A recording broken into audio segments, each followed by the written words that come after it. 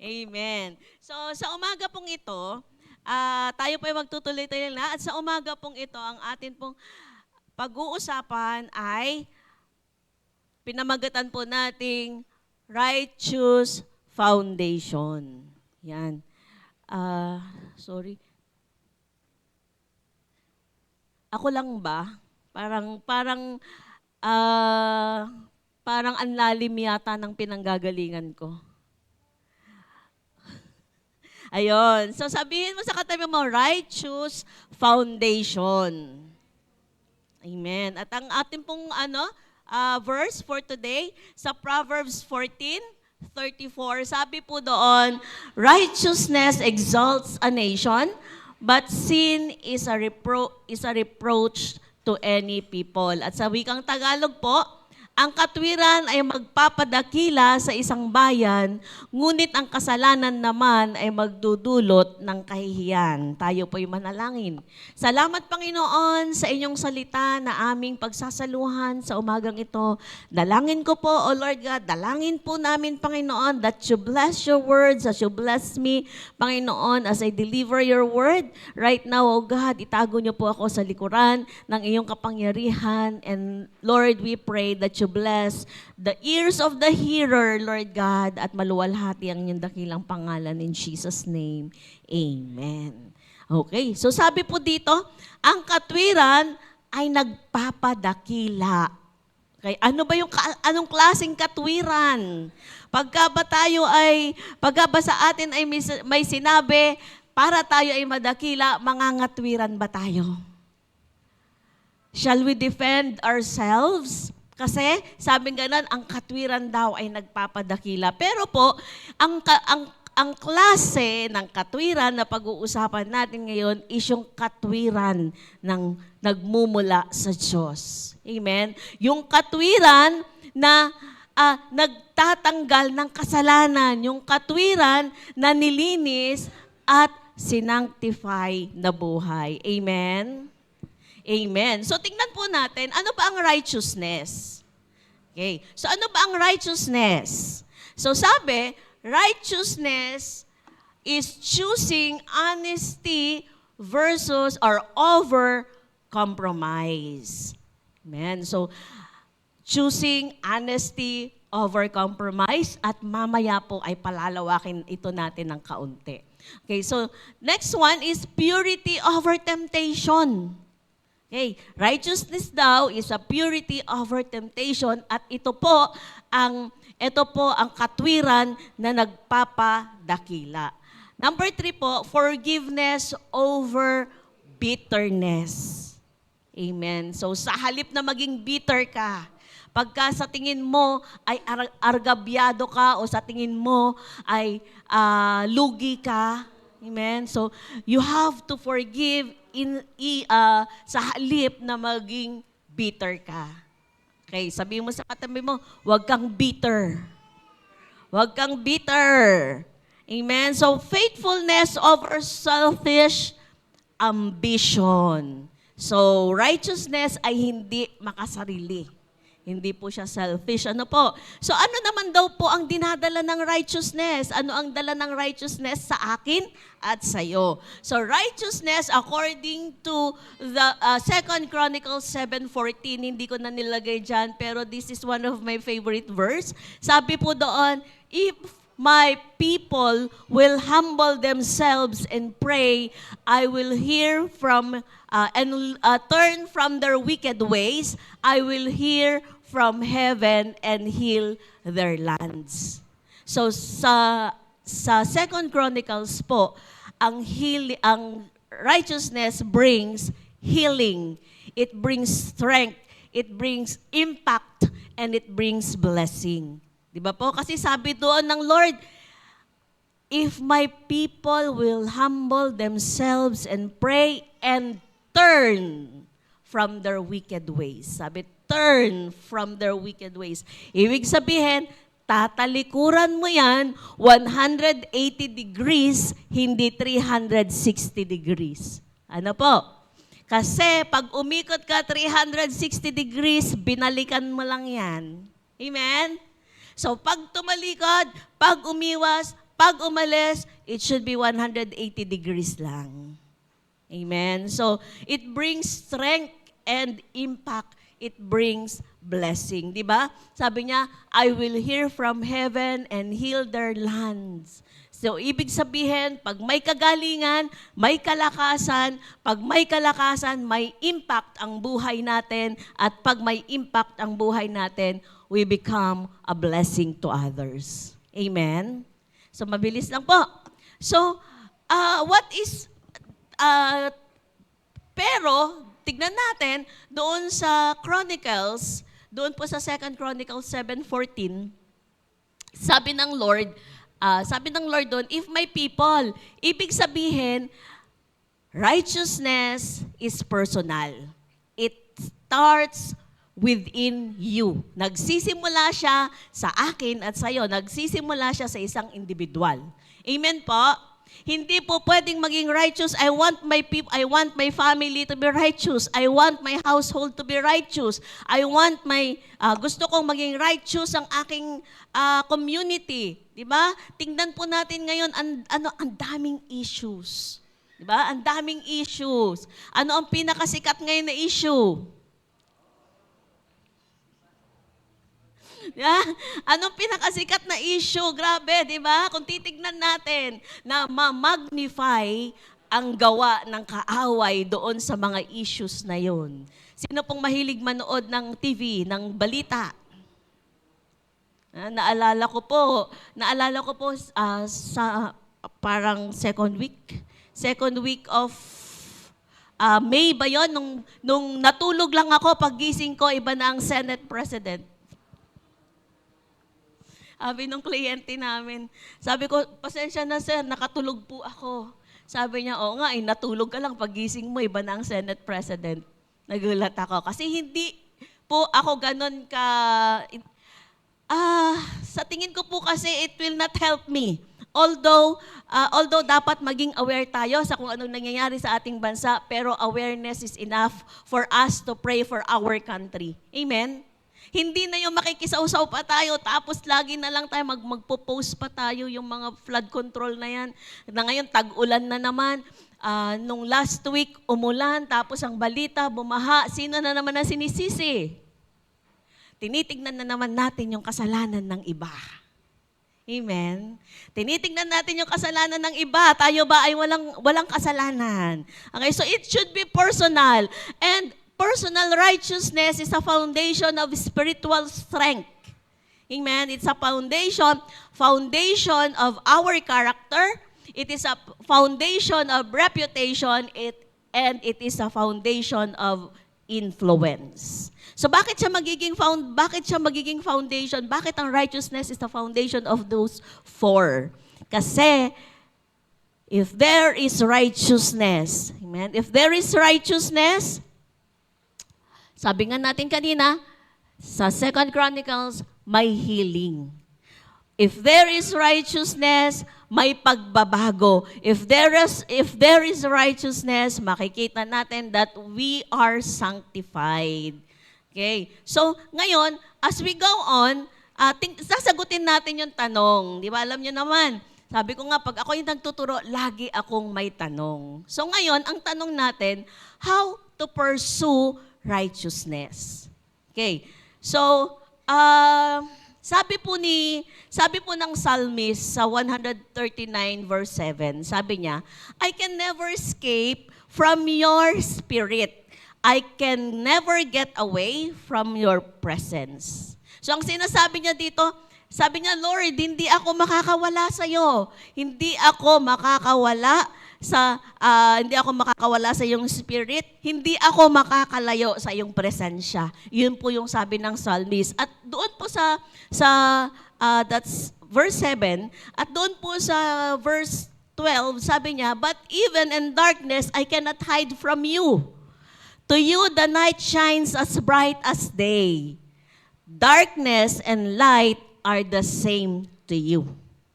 So, sabi niya doon, walang pagkakaiba ang kadiliman at kaliwanagan. Pero hindi ibig sabihin, dahil sinabi niyang walang pagkakaiba ang kadiliman at kaliwanagan, hindi ibig sabihin that we are free na malaya siya na gawin ang kasamaan.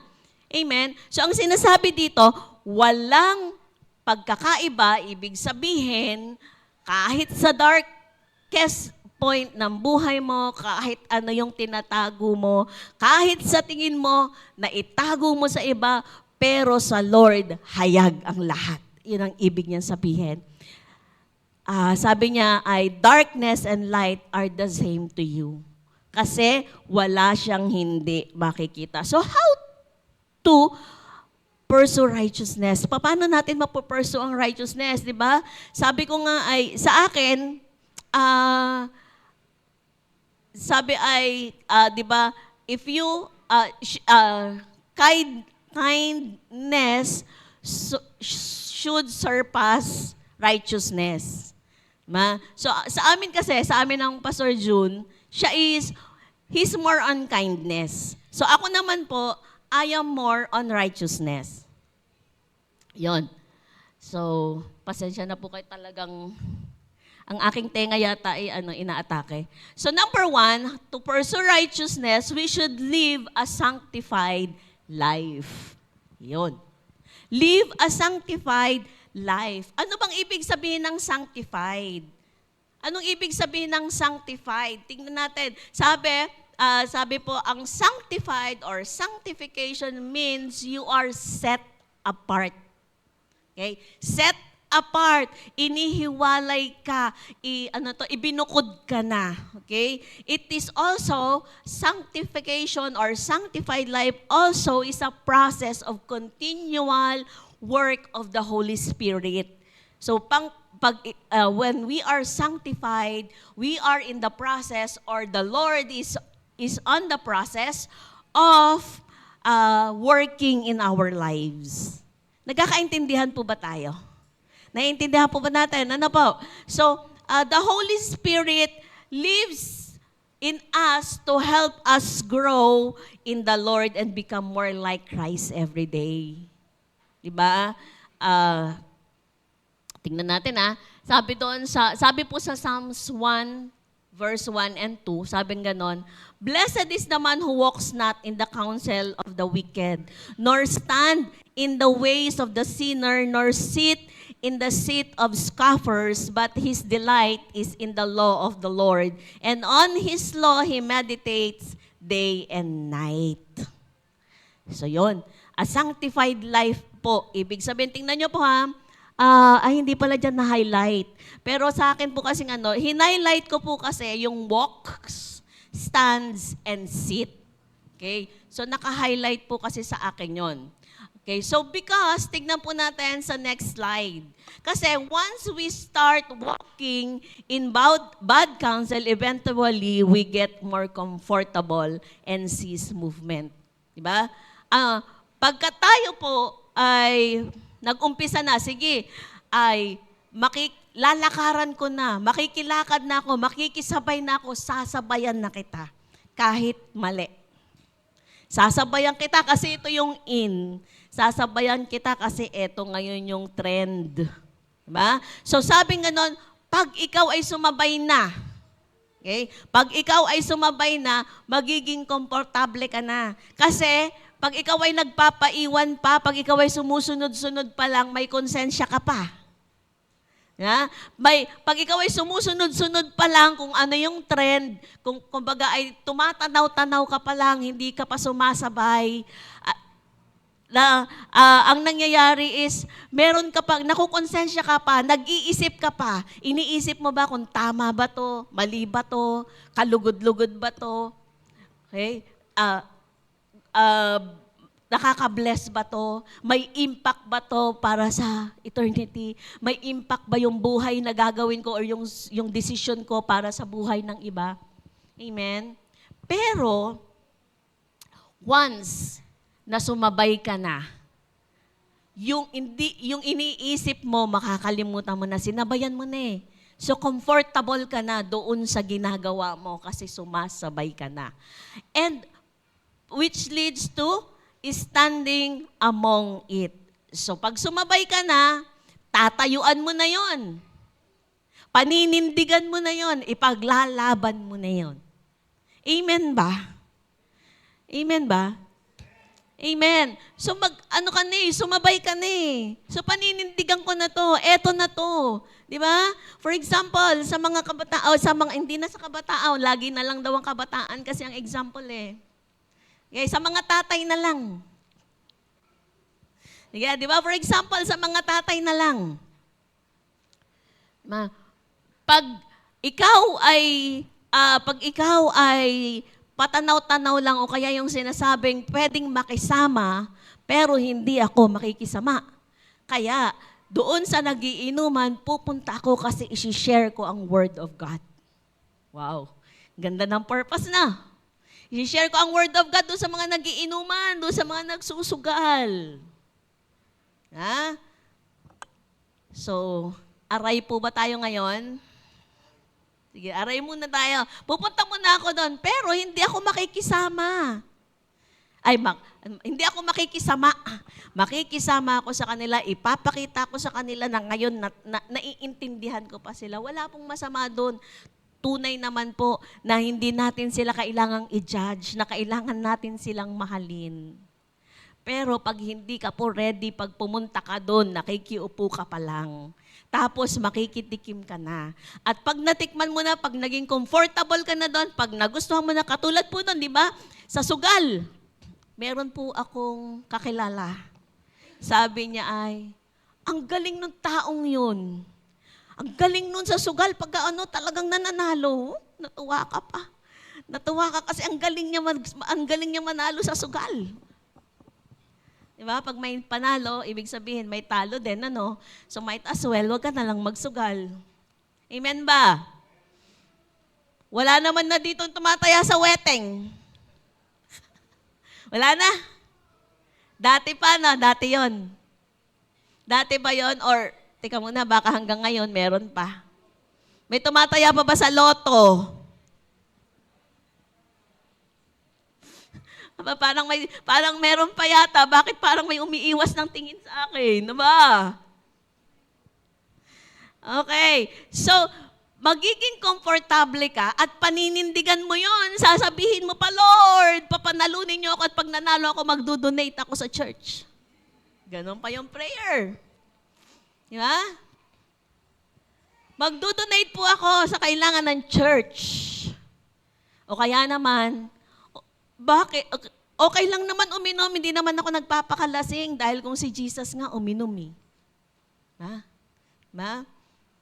Di ba si Jesus nga uminom yung alak doon sa upper room, di ba? Nagpasa siya ng alak. So paninindigan mo na yung pangangatwiranan mo na yan. Amen po ba? At pag napangatwiranan mo na yan, mag-hangout ka na dyan at ipapractice mo na yan at uupo ka na dyan, uupuan mo na yan. Kanina, sinabayan mo pa lang kasi nilakaran mo pa lang, tapos pinanindigan mo na, ngayon, magiging relax ka na dyan. Wala nang konsensya yan. Kahit anong aspeto yan, kahit anong maling gawain yan sa una, mahirap.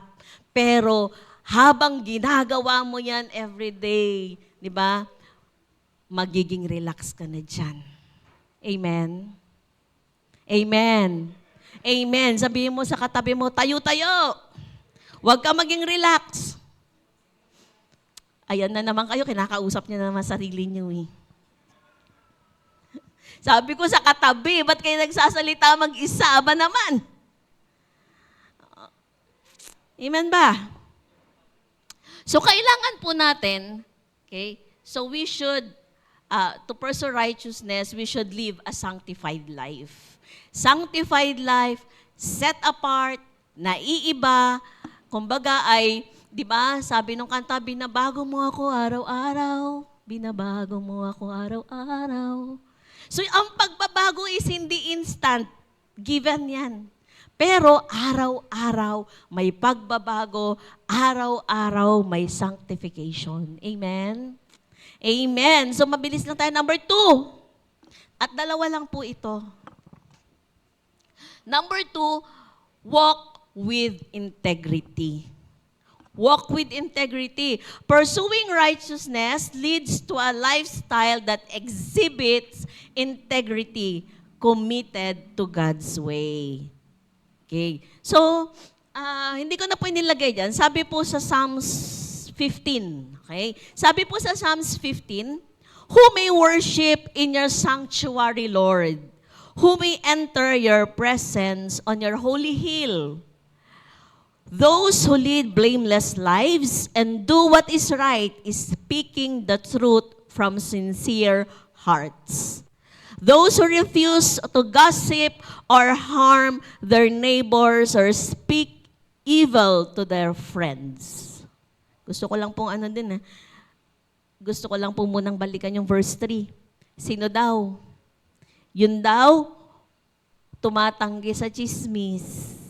Yun daw, tinatanggihan ako. Ako po kasi si Marites. Ang totoong pangalan ko pa Marites, pero hindi po ako mahilig sa latest.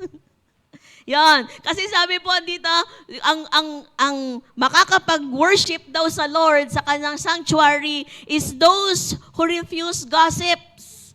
So, ibig sabihin, hindi pa man uso si Marites, ayaw na ng Lord ng Marites. Amen. Amen. Oy. Anong nangyari kay sister? Uy, anong nangyari sa kanya? Bakit siya ganyan? Yeah. Huwag mo nang tanungin kung ano nangyari. Pag may nakita ka, ipag-pray mo na lang. Huwag ka nang makipagkwentuhan. Kung hindi yan makakapagbigay sa'yo, kung hindi yan makakapagpalalim ng iyong pananampalataya, wag na. Sabihin mo sa katabi mo, wag na. Wag na wag. Amen. At sabi ganon, hindi siya nagiging harm, hindi siya nagiging kapahamakan sa kanyang kapitbahay. Diba? Hindi siya nagbibigay ng kapahamakan sa kanyang kapitbahay. Hindi siya nagbibigay ng kapahamakan sa kanyang magulang, sa kanyang kapatid, sa kanyang pamilya. Diba? Naalala ko tuloy yung anak ni Noah. Yung kahubaran. Diba? Yung kahubaran ni Noah, ikinuwento niya. So, hindi naman yun. Pero hindi natuwa ang Lord kasi nakita parang ang nangyari. Instead na takpan mo yung kahubaran ng iyong kapwa, ng iyong pamilya, instead na takpan mo yung kanyang kahubaran. Ano ba yung kahubaran na yun? Ano mang klaseng kahubaran yun? Instead na takpan mo siya, instead na bigyan mo siya ng pananamit, anong ginawa mo? Ikinuwento mo ang kanyang kahubaran. Yun po ang nangyayari sa chismis. Ano po? And verse 4, those who despise flagrant sinners and honor the faithful followers of the Lord and keep their promise even when it hurts. Tinutupad niya ang salita, ang sinasabi niya, tinutupad niya ang binitawan niyang salita. Pinaninindigan niya ang binitawan niyang salita, even if it hurts. Those who lend money without charging interest. Naku po. Sorry na po, hindi po galing sa akin to Galing po ito sa Biblia, hindi po galing sa akin. And who cannot be bribed to lie about the innocent, such people will stand firm forever. Yun. Yun daw klase ng mga taong yun, yung kung ikaw yun, you will stand forever. You will not be swayed ng anumang challenges. Amen? Amen. Gusto ba natin to? Gusto ba natin to? Amen. Parang walang may gusto. Okay. So, sabi nga, pursuing righteousness leads to lifestyle that exhibit integrity. So, what is integrity? So, integrity is a character. Integrity is character versus or against reputation. Okay. So, bakit? Because tingnan natin character is a mental and moral qualities distinctive to an individual. distinctive. Pag sinabing distinctive, sa'yo lang yon, ikaw lang yon. Amen? Ikaw yon, hindi yon inspired by other. It is from within you. Kasi distinct siya. It's your distinct quality. So reputation is who other people think you are. Okay? So magkaiba yan, ano? Magkaiba yung character at reputation. Pero sa tingin nyo, alin ang mas mahalaga? Alin ang mas mahalaga? Character. May sabing character mahalaga. Amen. Sino ang may sabing hindi mahalaga? Sino ang walang pake? Di ba? Di ba? So, at ang reputasyon, sabi natin, character is important. Character is more important. Pero, bakit tayo ingat na ingat sa ating reputation? Bakit natin mahal na mahal ang ating reputasyon? Amen? Bakit natin mahal na mahal ang ating reputasyon? Diba? Samantalang, the reputation is who other people think you are. Iyon yung pananaw niya. Iyon yung tingin niya sa'yo. Iyon yung reputasyon mo na iniingatan mo. Diba? Iyon yung reputasyon na iniingatan mo. Our actions are reflections or mirror of our character. Iyon yun. Our actions are a reflection or mirror of our character. It is who you really are, or who we really are, kulang.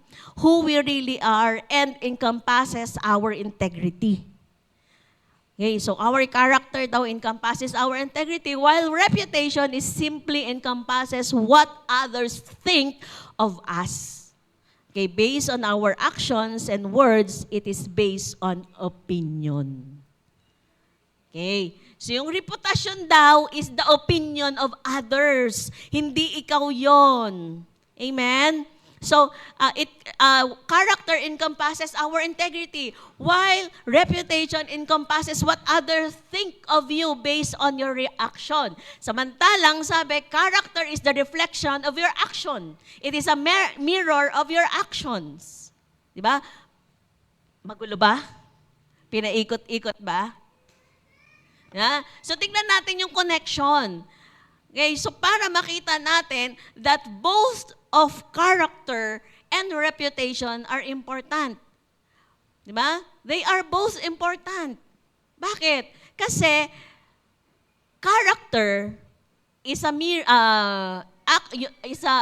mirrored by your actions. Di ba? Tingnan natin ha. Character is mirrored by our actions, while reputation is what other people think of you based on your action. So, tingnan natin yung relationship ng dalawa. So, makikita, madidistinguish, ma-identify yung iyong character based on your actions.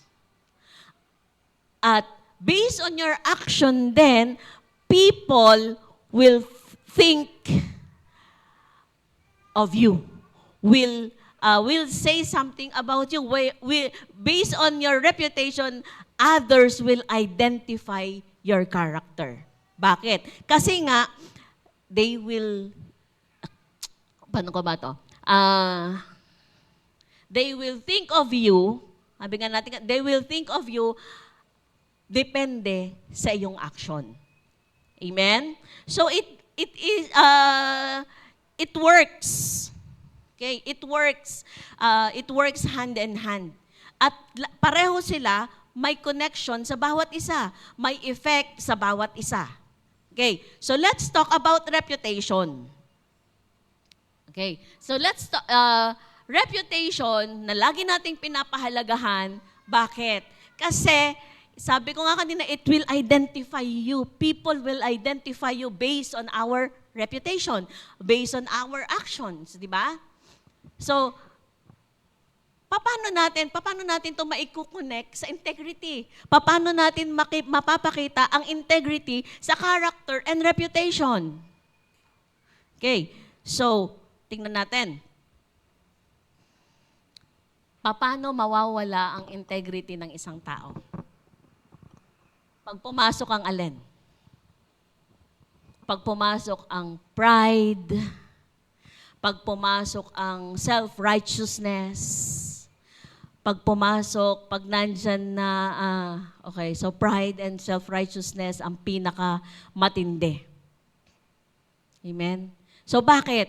Kasi pag may pride ka, aalagaan mo ang reputasyon mo to the point that you will compromise. Di ba? Pag self-righteous ka, aalagaan mo ang reputasyon mo to the point that you will compromise. Ano iko-compromise mo? It's okay. It's okay na it's okay lang. White lies lang yan. Okay lang yan. White lies lang yan. Ano na yan? Panindigan mo na yan. Huwag mo nang sabihin yan kasi pag sinabi mo yan, masisira ka. Amen? Okay, so for example, ano ba ang sa trabaho na lang. Sa trabaho na lang, lagi kang late. Meron naman pong grace. Ang oras ng trabaho mo is 8 o'clock. Dumating ka ng 8:10, pasok sa grace. Pasok hindi? Pasok hindi sa grace. Pagka 8:15, gracefully yours. Pagka 8:10, grace. Pagka 8:15, gracefully yours. Okay. So, ibig sabihin, pag 8, kasi 8:10 lang yung pasok sa grace. Okay? Paano pag 8:11, ano na isusulat mo? 8:10 pa rin daw. Kasi 1 minute lang naman. May compromise? Wala.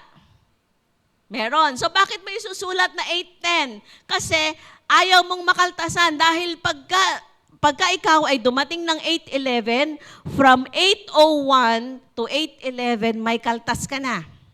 At pag nakatatlo ka, di ba, sa mga companies, di ba, pag nakatatlo ka, may warning ka na. Pagka inulit mo pa yan sa isang buwan, nakailang mayroon ka ng memo of redundant late.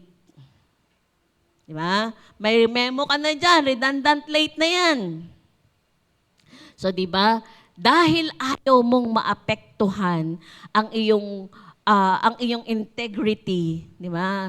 Kasi, sasabihin ako si late. Diba? Pagtatakpan mo yan, itatago mo yan. Bakit? Sabi nga ni Sek kanina, 8:11, pero ilalagay mo 8:10. Para sayang yung 11 minutes na kaltas, fraction of your kita, di ba? Sino po yung mga worker dito? Na nangyayari sa atin yon. Tapos ano pa? Bakit mo inaalagaan bakit mo kailangan, ano pa yung mga compromises? Tingnan natin, ano pa yung mga compromises na ginagawa or pwede natin gawin or pwedeng mangyari sa atin? Sa empleyado pa rin, wag na tayo lumayo sa mga empleyado. Kanina, pinag-usapan natin, time. Di ba? Time. Ngayon naman pag-usapan natin, ibinibigay mo ba yung time na nararapat para sa kumpanya? Di ba? Sa kumpanya, binayaran ka ng 8 hours. Yung bang 8 hours na binayaran sa'yo ng kumpanya, ibinibigay mo? Ha? Binibigay pa natin yung 8 hours na binayaran sa atin ng company. Ilang minutes yung pumunta ka ng CR, dahil pumunta ka ng CR, magre-retouch ka na, hindi naman break. Okay, may ninakaw ka ng oras. Hello? Okay, binabayaran ka ng kumpanya para gawin yung trabaho sa opisina or sa kumpanya. Pero anong ginagawa mo pag wala si boss? In the pretense, bato-bato sa langit, ang tamaan, magising. Bato-bato sa langit ang tamaan magising. Binabayaran po tayo ng kumpanya para gawin ang trabaho sa kumpanya, hindi para gawin ang sarili nating agenda. Walang reason. Walang valid reason. Amen? Walang valid reason. Okay, estudyante. Nag-aaral, nag-e-exam, nagte-test para ano? Para sukatin ang iyong natutunan. Hindi para sukatin ang natututunan ng iyong katabi. Estudyante, pasukan na uli. Sabi, para sukatin ang natutunan ng iyong katabi. Paano mo susukatin na natutunan niyong katabi? Ano yung naintindihan niya will reflect sa score niya at sa score mo. Nandito kasi yung mga estudyante kaya sa kanila ako nakatingin. Tama ba? Para sukatin, yung natutunan niya is to reflect through his or her score and your score. Anong ibig kong sabihin? Hindi na ako mag-aaral kasi magaling naman yung katabi ko. Alam niyo po kasi ako ay isang teacher na dati, mga college students, ang gagaling talaga mangopya. Pati naman yung maling word, kinokopya pa. Isipin nyo na lang, paano ko sasabihin hindi nangopya? Yung components, pareho sila, ang word components. Oh, di ba? Components, components. So, ibig sabihin, pati yung essay ng kadabi kinopya. Pati yung ano nila, enumeration nila. Kung ano yung mali nung isa, yun din yung mali niya. Okay, nagsukatan sila ngayon ng kanilang nalalaman. Ang gagaling talaga mangopya kahit na bantay mo na. Ang gagaling mangopya ng estudyante. Sabihin mo, hindi ako yun. Tunay. Estudyante, tunay yan. Hindi talaga ikaw yun, ha? Alam nyo po, sa amin pong mga anak, ako po ay tuwang-tuwa kay Pastora Maika. Kasi kahit po siya ay walang makuha, hindi po siya mangungopya. Kaya po yan ay napakasipag po niyan mag-aral. So meron naman po akong anak na talaga namang anak. Ikaw bagay ano? Kasi noon pong siya ay high school pa, ay nabubuksan ko ang policy namin before, akin na ang password ng iyong phone, password ng iyong messenger. Abay, nakita ko doon. O sige, examination ha. Ganito, may gagawin tayo kasi mapagbantay daw yung teacher. Yan na si Pastora Maika. Mapagbantay daw po yung teacher. So ang gagawin nila, ako ang mag-aaral sa science at English. Science at English akin, sa'yo ang math, sa'yo ang Filipino, kasi yung anak ko pong isang yun ay ayaw po talaga niya ng Filipino at saka ng math. Sabi niya sa akin, maihanap niyo nga ako ng school na walang math and Filipino. So siya daw yung mag-aaral sa science at English, may mga at computer, tapos meron silang mga assignment. Tapos sinabi ko sa teacher, eto po yung convo nila. Sabi ng teacher, imposible po. Kasi meron pong bantay yan. Tapos one seat apart. Ba? Sa estudyante ba, may effect ba ang one seat apart? Wala. Walang effect ang one seat apart. Pero pag ikaw estudyante, may effect ang Word of God. Amen? So do not compromise even when it seems necessary or convenient. Do not compromise. Convenient man, necessary man yan, kinakailangan man yan dahil kailangan ko talagang pumasa. Kailangan kong pumasa. Kailangan kong ma-promote. So, kailangan kong magpakitang gilas. Amen. Sabi po sa Romans 6:18, and having been set free from sin, you become slaves of righteousness. At sabi po doon ay, meron po yung sa verse 16, if I'm not mistaken. So, verse 16 po nito ng Romans 6, ang sabi po doon ay, kung ano yung sinusunod mo, iyon yung nag-slave sa'yo. Iyon yung umaalipin sa'yo. So ano yung ginagawa mo is yun yung aalipin sa'yo. So kung ang ginagawa mo, ang sinusunod mo, ang ini-enjoy mo is mali, ang umaalipin sa'yo ay mali.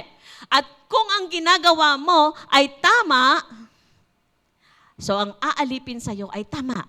Sabi dito, kung righteousness, if you want righteousness, righteousness will enslave you. At pag in-slave tayo ng righteousness, mamahalin natin ang mabuti, mamahalin natin ang tama. Amen po. So walang pag-uusapan, sige para lang sa convenience. Sige kasi nakiusap siya this once. Alam niyo po, pagka nakiusap sa inyo ang isang tao at mali yung ipinapakiusap niya sa kanya, sa inyo, no? Mali yung sinasabi niya sa inyo at pinagbigyan niyo yan once, mauulit yan. Tama ba? Naalala ko po before, meron po kaming isang kliyente, humingi po ng service sa amin na kailangan, meron po silang retreat kasi mag-graduation yung mga estudyante. So sinabi ko po doon, dahil humihingi sila ng retreat, so kailangan po nila ng speaker. Kailangan po nila ng speaker. So ang sabi, dahil ang usual nilang ginagawa, kumukuha sila ng pare. O kaya po ng Catholic speaker.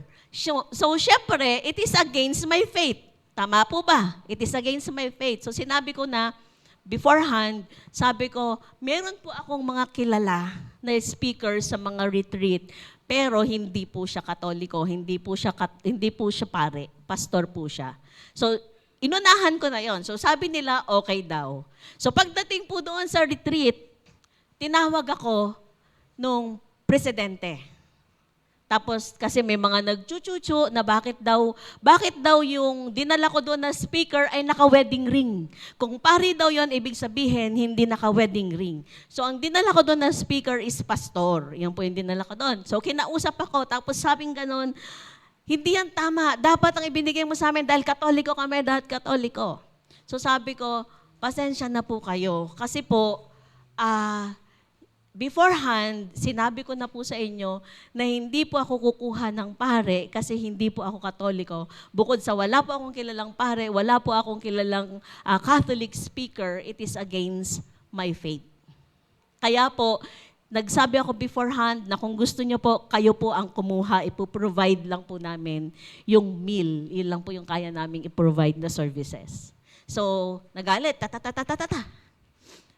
In other words, ang sabi po sa akin, sige, right now, maghanap ka, kumuha ka ng speaker na pare. So sabi ko po sa kanila, pasensya na po uli kayo dahil beforehand, sinabihan ko na kayo, I have to stand doon po sa ating usapan and I have to stand in accordance to my faith. Hindi po ako kukuha ng speaker na pare or Katoliko. Pwede po kayong kumuha, patitigilin ko po yung yung speaker na kinuha ko. Pwede kayong kumuha, pero hindi po ako kukuha. Diba? So anong point? Nung time na yon talagang matindi yung urge sa akin na I should not compromise. Hindi dapat ako magko-compromise doon sa paninindigan ko na yon. Bukod doon sa may usapan na kami, pero it is against my will. Talagang sorry po kung may nanunood man na hindi nila maintindihan. I don't have anything against other faith or other belief. Pero I will stand on my belief and I will not compromise. Amen? So, iyon po yung nais ng Lord. Iyon po yung gusto ng Lord sa atin. We should not compromise kasi it is convenient. It is necessary. Kasi yung time na yon, actually yung pamangkin po ng may-ari ng school nag-threat. Kung ganyan ka, sabi niya sa akin, kung ganyan ka, hindi ka na namin kukunin sa susunod. Kasi hindi mo ibinibigay yung gusto namin. Yun po yung sabi sa akin ng pamangkin ng may-ari. Pero ang sabi ko lang po talaga, sorry po, pasensya na po kayo, but I will not do it. Amen? So, yes, may kaba ako na, naku, baka itong kliyenteng ito mawala, maapektuhan yung ibang transaksyon namin sa kanya. Pero nung sinabi ko po doon sa mga kasama ko, after po naming mag-usap, pumunta kami sa isang sulok ng mga kasama ko and we prayed. We prayed na, Lord, your will be done. Walang anumang gawa, plano ng kaaway right now ang aming pinapahintulutan. In Jesus' name. So yun po yung prayer namin. At alam niyo po, after that, pinatawag uli ako, sige, tapusin niyo na hanggang mamayang hapon. At kukuha kami mamayang gabi. So, ibig pong sabihin, dahil nanindigan po ako kung ano po yung plano ng Lord, kung ano yung agenda ng Lord that time, naganap. Amen?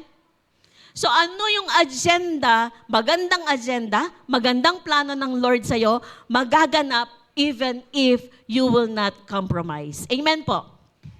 Magaganap even if we will not compromise. So even if it's necessary, even if it's convenient para sa iyo.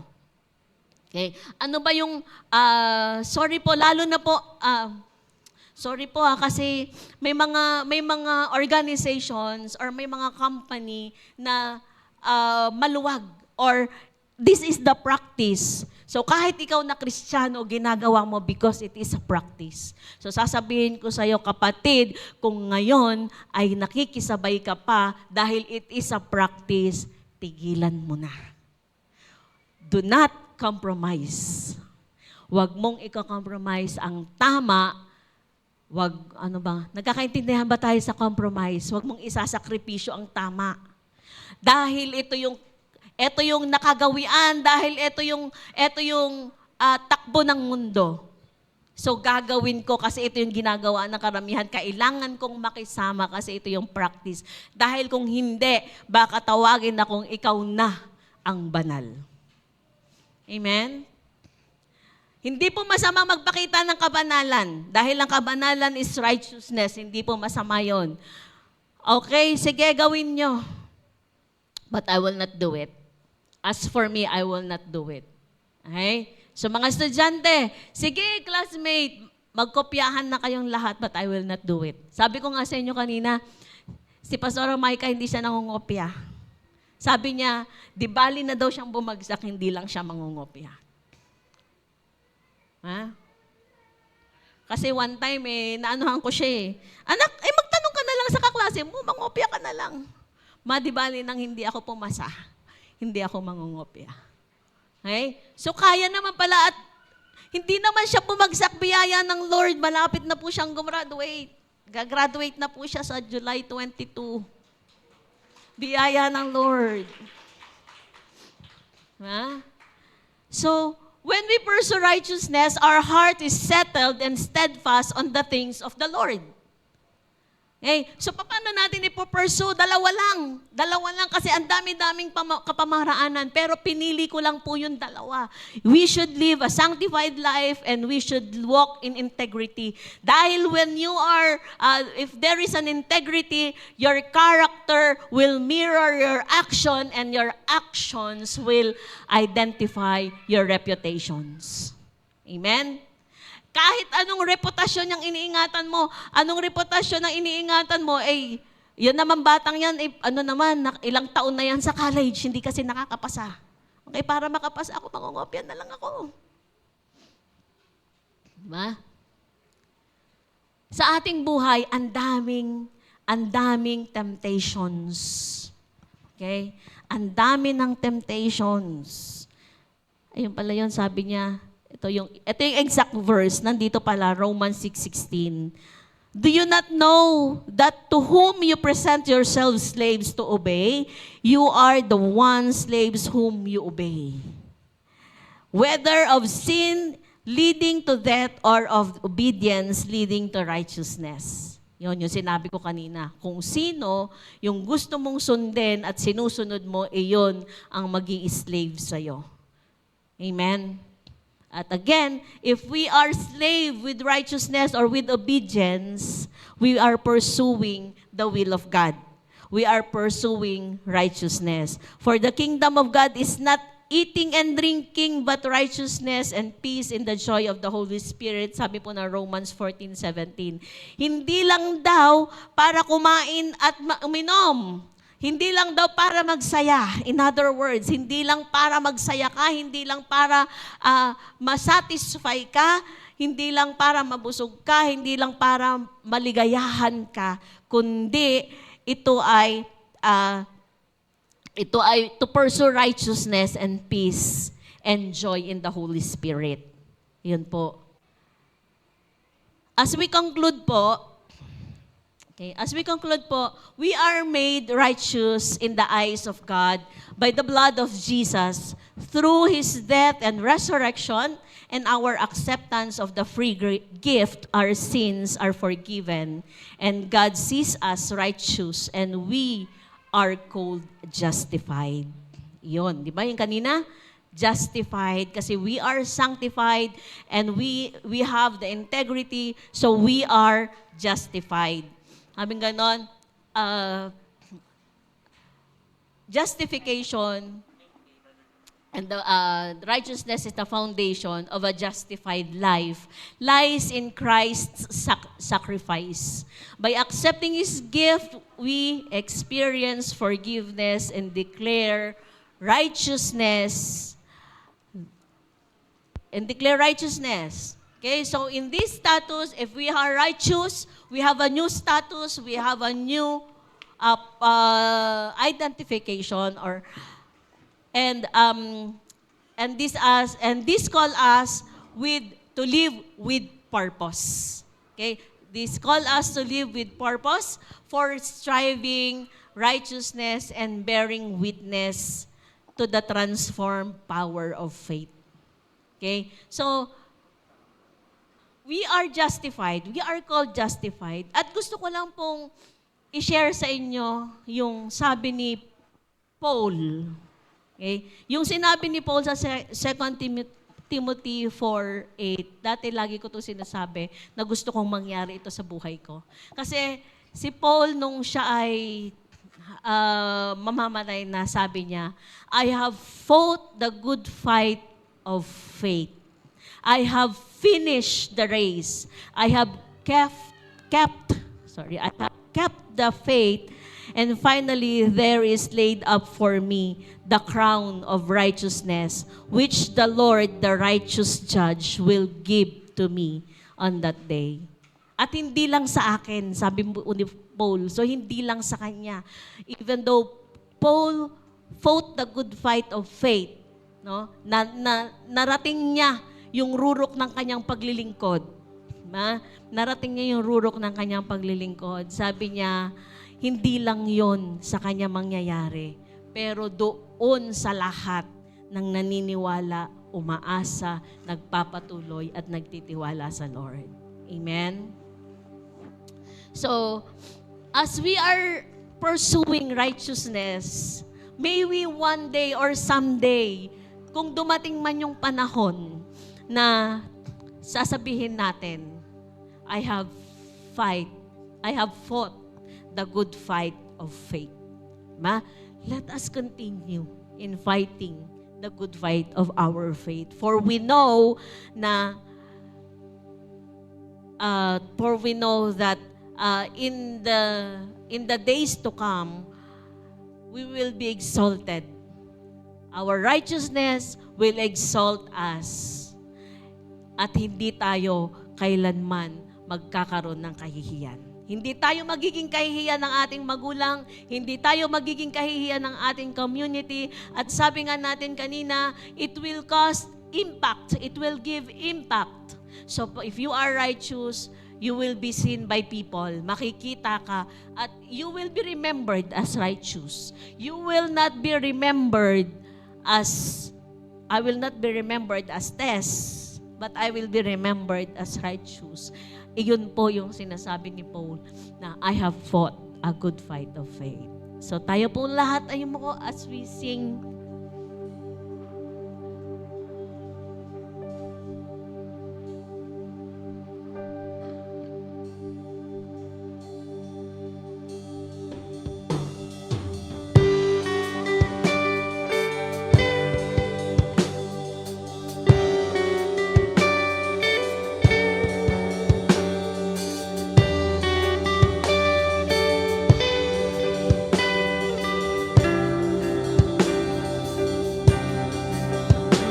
Your presence, Lord, in your presence, I seek your dwelling place. Hold on to your embrace, your presence. Oh, in your presence, I worship your majesty. Your love is surrounding me. Your presence, Lord, in your presence, I seek your dwelling place. Hold on to your embrace, your presence. Dwell in the presence of the Lord right now. Tingin mo yung presensya ng Lord. Tingin mo yung kabutihan ng Lord. Nayakapin ka right now. Love is surrounding your presence, Lord, in your presence, I seek your dwelling place. Hold on To your embrace, your presence, oh, in your presence. Come on, let us worship God's majesty. Worship your majesty. Your love is surrounding me. Your presence, Lord, in your presence, I seek your dwelling place. Hold on to your embrace, your presence. Hallelujah. in your Thank presence. you, Lord God, for in your presence we will dwell, O God. For in your presence, O God, we can only pursue righteousness. Hayaan nyo nga po, Panginoon, na from today on, may our lives will be founded by your righteousness, O God. May you be exalted as you exalt us, as you exalt our nations, Lord. At hayaan nyo nga po, Panginoon, na instead of shame, O Lord, instead of shame, we will receive, Lord God, honor from you. We will receive, Lord God, honor and favor from people. Salamat po, Panginoon, sa oras na ito. Continue to sanctify us, O God, and continue, Lord God, to build, to create in us, Lord, the character that will give us good reputations as Christian, to give us good reputations as your follower. Lord, hindi makita, Panginoon, ang aming kahinaan, kundi, Panginoon, makita ang kalakasan ng Diyos na aming pinanampalatayanan. Lord, continue to bless each and every one. Lord, continue to convict our hearts to be more faithful, to be more righteous. Lord, hayaan nyo nga po na sa aming pamumuhay, sa araw-araw, O Lord God, ang makita ay kayo, O Lord God. Maraming salamat po, O Diyos, as we bring back all the glory, honor, and thanksgiving in Jesus' name. This is what we ask and pray. Amen. Amen.